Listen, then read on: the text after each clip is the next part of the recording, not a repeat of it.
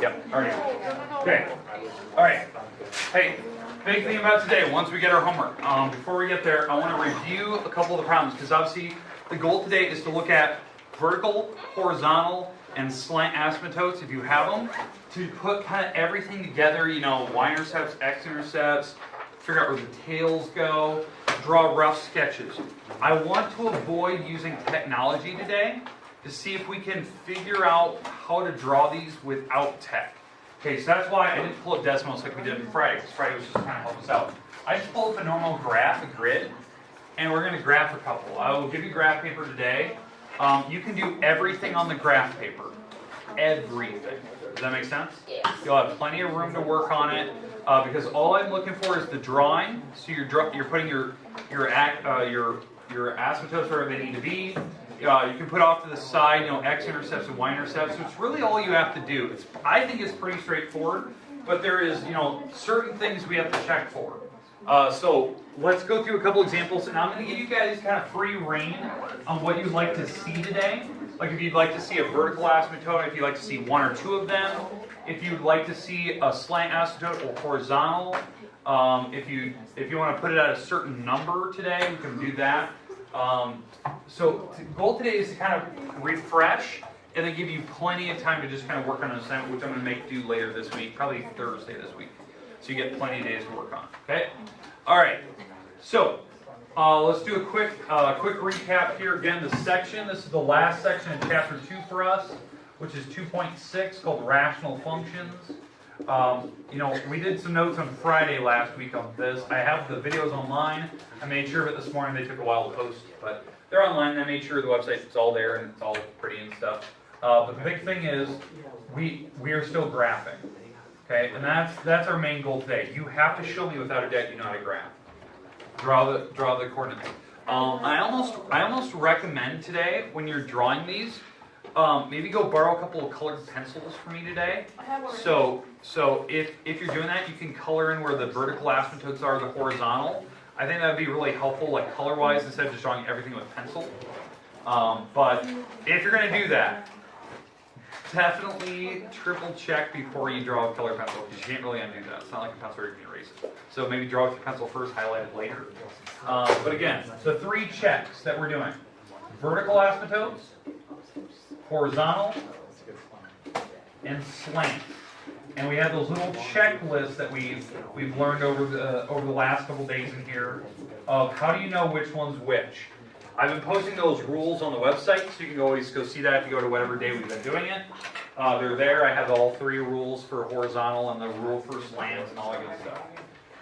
Okay, so let's walk through an example. So, is there a certain type you would like to see more or less, like you're not comfortable with? Slant. Okay, we'll do a slant. That means that the power on the top has to be bigger than the bottom. Okay. Do you want it at a like a certain kind of like tilt, negative slope, positive slope? Okay. All right. So let's do an example here. So this example, I like to put your notes again. When you're drawing this right now, rough sketch. Rough sketch in your notes. Okay. So top power has to be bigger than the bottom. So let's go with like x squared plus 4x plus 3. And on the denominator, I have to make it something smaller. So let's go like x plus 7. Okay, I know it's not going to cancel. It's not going to divide out evenly. I'm picking kind of an easy one because I gave you some very, very easy problems. I'm not joking. Because I'm just testing your simple rules. I'm not trying to trick you with anything today. So the idea here is that this problem does have a vertical. It does have a slant. The reason why? The top power is bigger than the bottom. So it definitely doesn't have horizontal. When the top is bigger than the bottom, you can actually divide and it'll give you the slant. And the power has to be bigger on the top by 1 degree higher. Okay, but where's the vertical asymptote on this particular problem?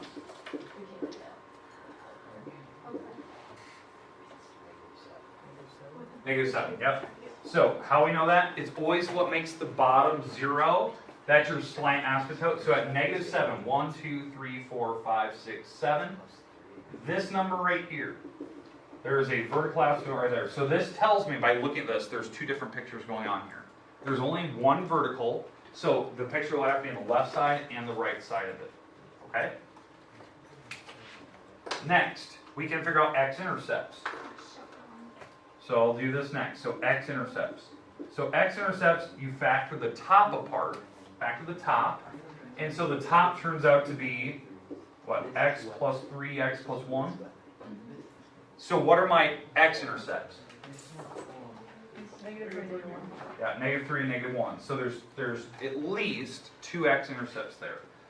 So -1 and -3. Okay, so this thing does not look symmetrical because just the x-intercepts aren't in the right spots, the vertical asymptote isn't in the right location, so it's definitely not symmetrical. I'm kind of thrown off by this, so what I'm betting on is it's doing something like where it's starting down here and it's going to cross over and then cross back and kind of level off probably. And maybe it's doing some weird graph where it's going up. It's doing something where it's crossing twice on this side, but not on this side. So over here, what I'm thinking about is that it's not hitting the x-axis. So it's either strictly above it or strictly below it. We'll see that from the slant asymptote as well. Y-intercept, we still need to do that. The y-intercept, one of the easiest things to do, just plug in 0 to all the x's on the original problem.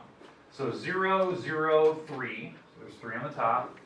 0 plus 7 is 7. So there is a vertical, or there's a y-intercept at 3/7. So it's roughly about right here. Okay, so do we understand that? So it looks like it's definitely going up on that one side. All right, now this problem does have slant. Why I know it doesn't have horizontal? The 3 checklists for horizontal. If the top is smaller than the bottom in degree, top degree is smaller than the bottom. It has a horizontal at 0. It doesn't have that. If they're equal powers, it would have the horizontal at wherever the leading numbers out front divided are. So it would be a fraction. In this case, it doesn't have it. The power is not the same. But it does have slant because the top power is bigger than the bottom by 1. So how we need to do this? We have to actually divide it.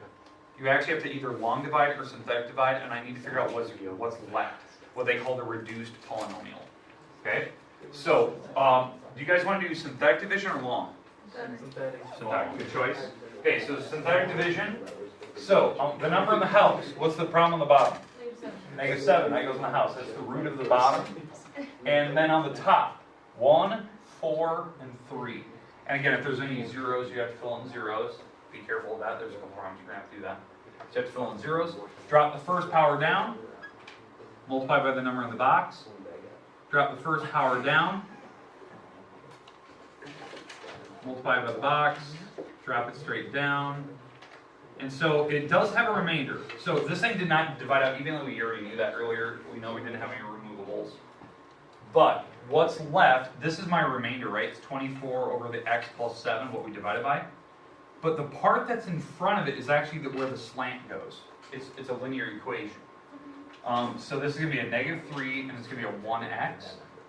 This is the slant. So imagine that it's a normal algebra 1 problem, where the slant is at y equals mx plus b, right? But my mx plus b is the 1x minus 3, that thing. So when you divide, that's where the slant goes. So my y-intercept would be -3, and it would be going up 1 over 1, up 1 over 1, up 1 over 1, up 1 over 1. And I would just keep going on that pattern, and this is where the slant would go.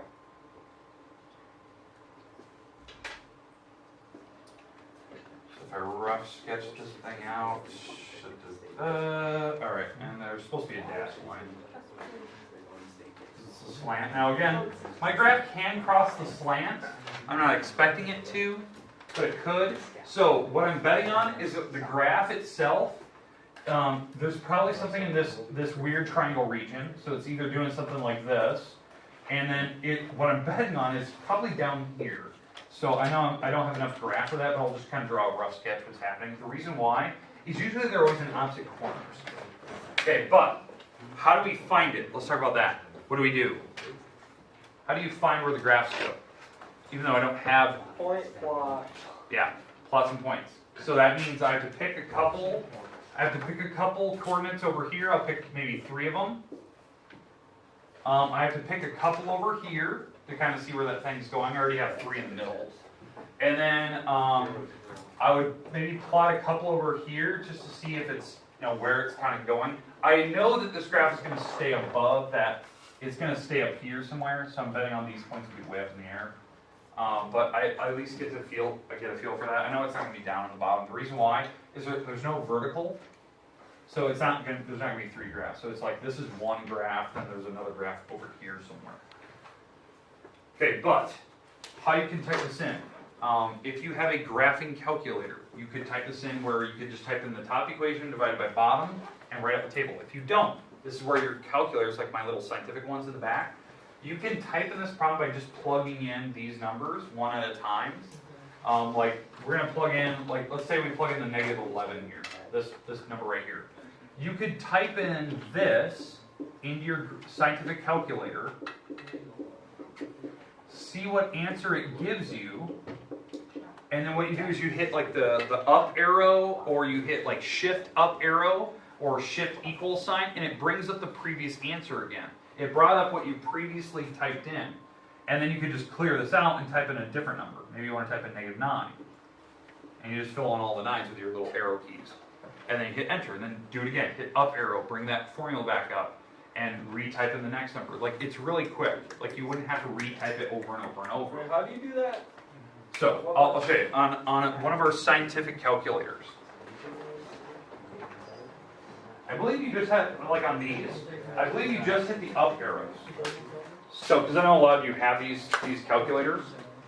So, I'm going to type in, like, in a big parenthesis, like big. So, I'm going to have everything on the inside. So, big parenthesis, I'm going to have parenthesis -9 squared plus 4 times the -9 plus 3.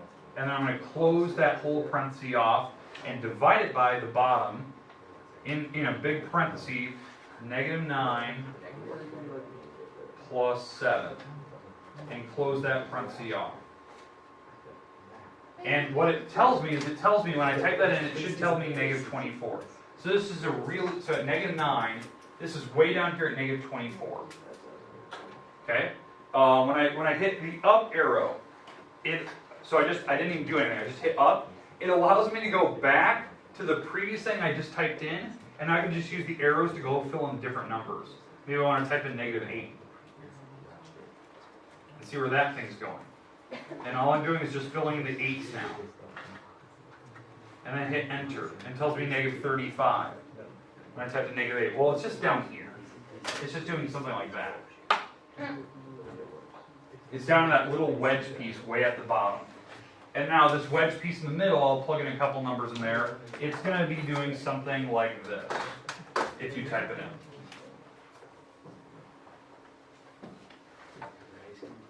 There you go. I'm just going to cut to the chase. Boom.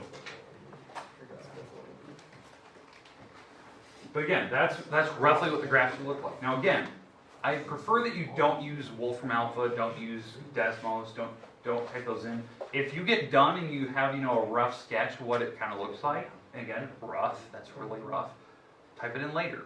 See if you did it right. If you didn't, maybe you got the x-intercepts wrong. Maybe you got something else wrong. All right, questions or comments about this particular problem? Now, just to prove my point, I will type it in just so you can see it. Even though I told you not to try to avoid technology today. Let's type this in so you can see it.